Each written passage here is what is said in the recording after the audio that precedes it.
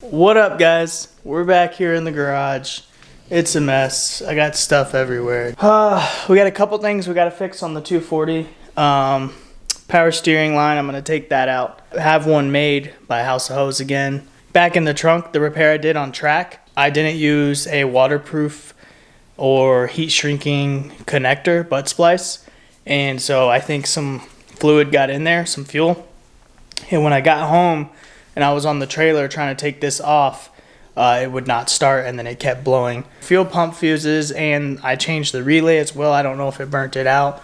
I might put the old one back in just to try and keep spare relays on deck. But so I got to repair that too, and hopefully that will fix that problem.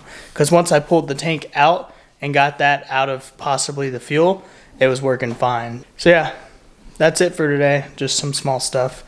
And then we'll be cleaning up the garage and getting rid of the fluid I got. Pakun, get out of there. We're back. It's been a few days, quite a few days.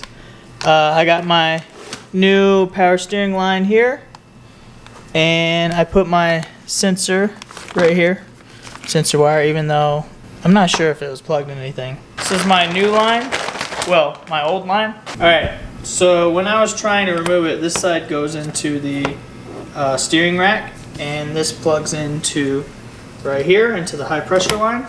Well, this one wasn't spinning, and so I was trying to break it, and it wouldn't. Since it was seized up, it was trying to spin the whole line. I didn't know that, and I ended up just cutting it here with a pipe cutter. And I had House of Hose repair it. They just were able to heat it up to get this to spin, and then they put a little braze on it, just basically welded over through it. So he says it should hold pressure. We shall see. I'm going to install that. Alright, got my power steering hooked up. You can see it's brand new. Loops around, you know, all these loops and stuff.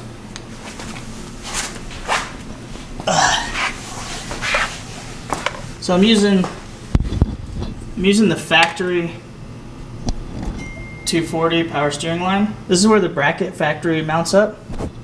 I did an 8-all clamp way up there. It keeps it pretty secured. Keeps the metal off the frame, at least for the high pressure. And then I put it in the rack over there. So it's ready to go. I'm going to start it up. Put a little bit of power steering fluid in there. Just kind of top it off. Alright, so I'm going to start it on jacks because I don't want to be rotating my tires on the nice floor that I did, and might as well use the jack I got.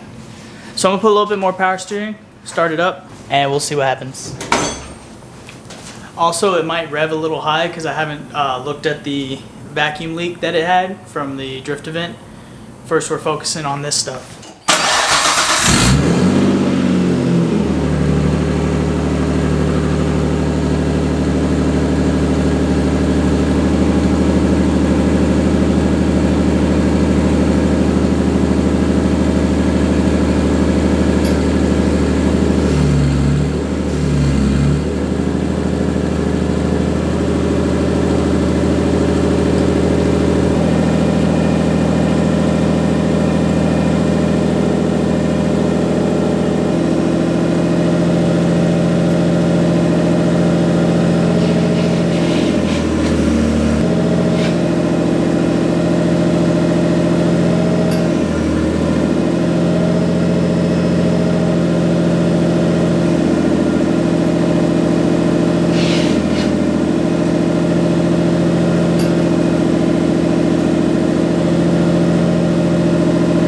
Alright, so fluid level's good.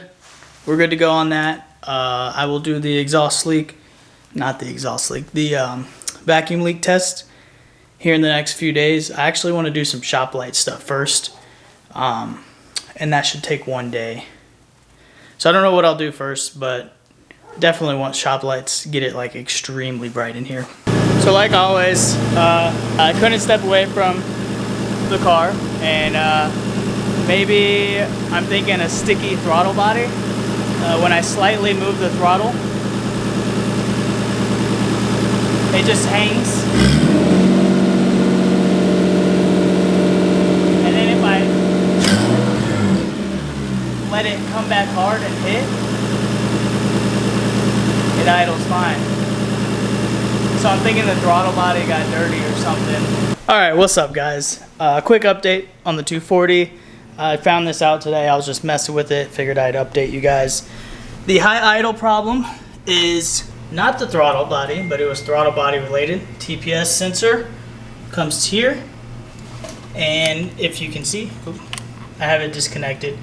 But if you can see, I have one wire sticking out of there, and actually this other wire's not in. Instead of getting an actual Nissan plug, I just went to O'Reilly's and got a plug, 4-prong, that I'm gonna wire out. All right, back here again. Got the pipe disconnected.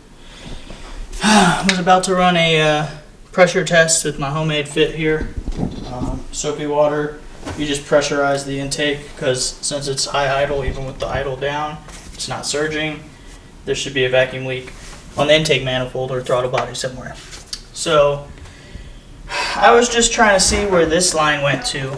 It was here, and I went through here, down through this line here. It's brand new hose that I replaced because it was cracked. And I was looking down here and I'm like, where is this line going? So I followed it, so you can see it right there. Cap came off. That's where that line goes to. So my solution is I'm just gonna put a cap here for now until I need another vacuum source, and I'm gonna take those two lines off since it's ugly. I'm gonna take this off, hook this back up real quick, and start it, make sure that's the issue.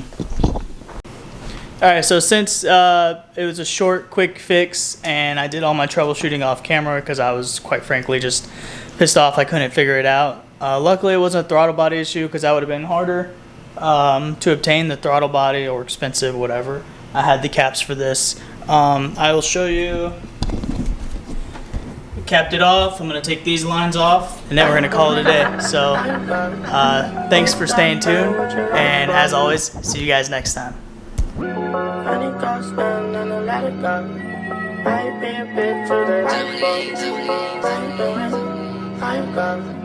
Big dog man, what you like?